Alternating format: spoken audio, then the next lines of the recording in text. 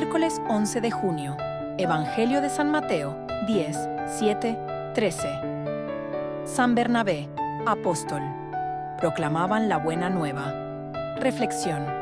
Bernabé, cuyo nombre significa Hijo de la Consolación, fue un colaborador cercano de los apóstoles y un ferviente misionero.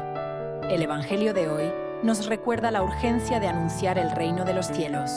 Jesús instruye a sus discípulos a predicar con sencillez, confiando en la providencia divina y llevando paz a cada lugar que visiten. El testimonio de Bernabé nos inspira a ser generosos y valientes en la misión evangelizadora. Si llegaste hasta aquí, no fue por casualidad. Hay palabras que solo el alma puede escuchar. Y cuando el corazón se abre, Dios habla. Cada día, una reflexión del Evangelio. Breves, profundas, claras, sin adornos, sin juicios.